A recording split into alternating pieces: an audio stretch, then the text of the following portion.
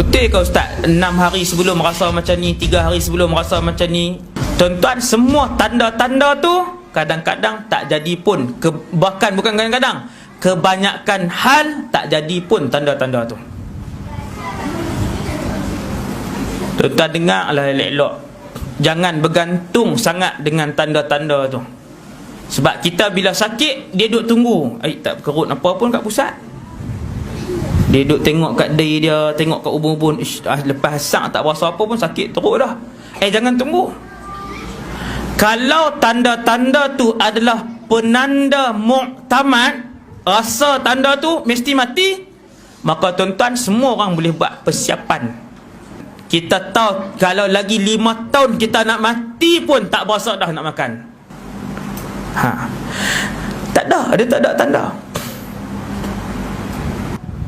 Saya nak bagi tahu, kadang-kala benda tu, tanda-tanda tu mai, tetapi banyak kadang benda tu tak mai. Saya nak bagi tahu, jangan tunggu benda tu.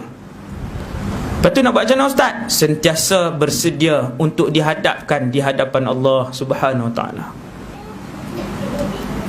Tuan-tuan, nak keluar ni, tangan saya ada boleh angkat semua ni sebab ada roh. Roh yang sudah bersemadi ni, dengan tulang belulang, dengan kulit, darah sebagainya ni, nak cabut keluar bukan benda mudah. Sebab tu kata para ulama, orang yang nak mati ni seperti satu orang yang sedang nak lemas. Campak apa pun dia capai.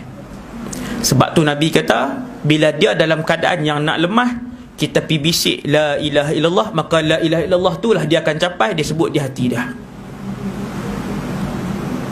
Tuan-tuan pernah tengok ataupun siapa pernah merasaikan kesakitan? Sakit ni, sakit kanser apa semua ni, dia rasa macam mana bila sakit teruk ni? Sama bila orang mati tuan-tuan, dia tak boleh fikir apa dah otak dah. Mana dengan malaikat maut dah sampai, mana dengan dia duk ketak. Tuan-tuan memang berasa lah dekat-dekat malaikat maut nak ambil tu.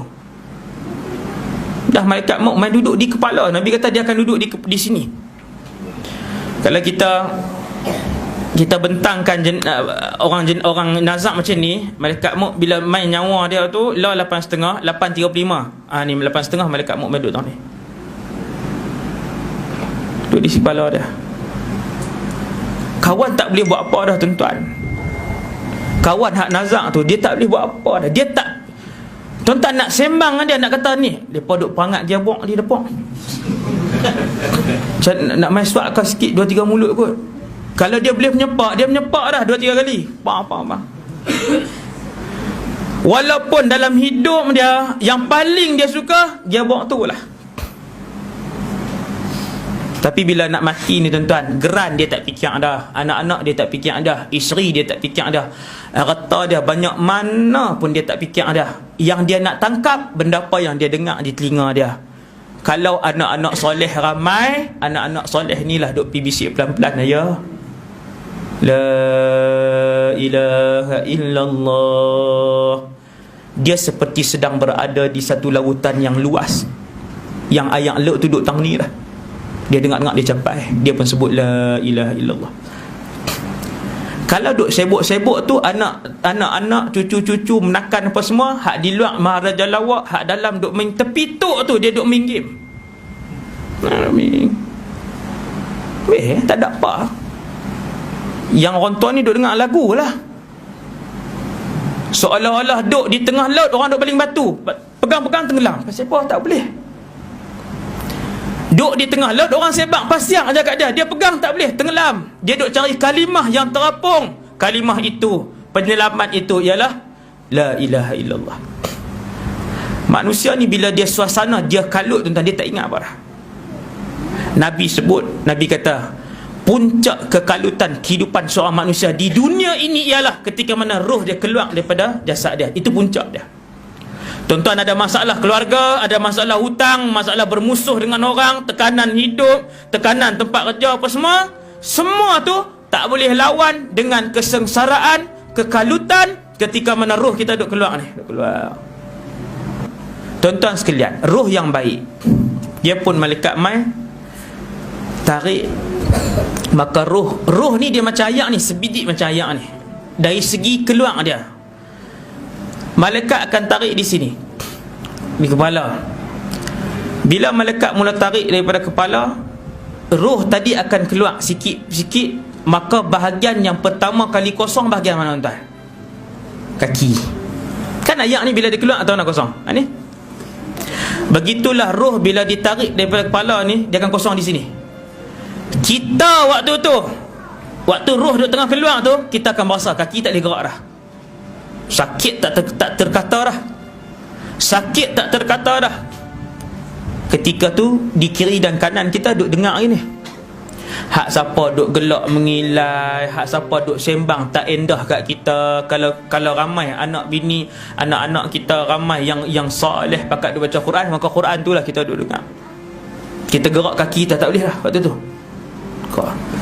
Sebab roh tak ada dah tahun ni. Kemudian dia naik sampai ke lutut, okey tak ada. Daripada lutut sampai ke bawah tak ada roh dah. Dia naik sampai ke pusat ni. Daripada pusat sampai ke bawah tak ada roh dah di sini. Duk kumpul malaikat duk kumpul tahun ni. Dia naik sampai ke atas, sampai ke tengkok. Dia akan bunyi sikit. Aduh, sikit dah. Kadang dengar, kadang tak dengar pun. Bila roh sampai di tengkok, tuan-tuan, Allahu Akbar, yang itulah segala-galanya dalam kehidupan dia, di situlah tuan. Pasal apa saya cakap macam tu?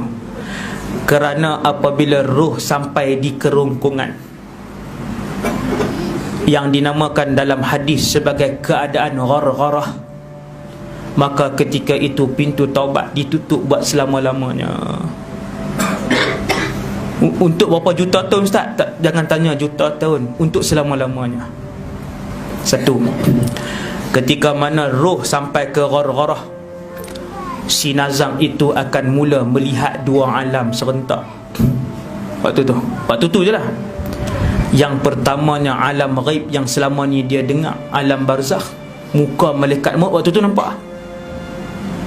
Pom, tengok, Allahu Akbar. Tengok muka malaikat maut, tengok muka malaikat azab.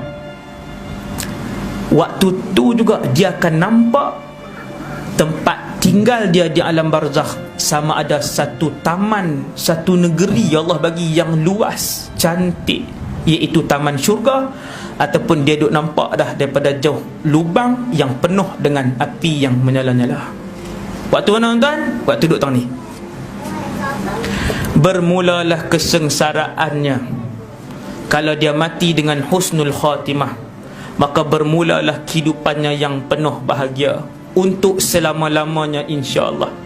Tapi kalau yang dia tengok itu adalah api yang menjulang-julang, kata Sayyiduna Uthman ibn Affan, bermulalah episod kesengsaraannya yang tiada penamat.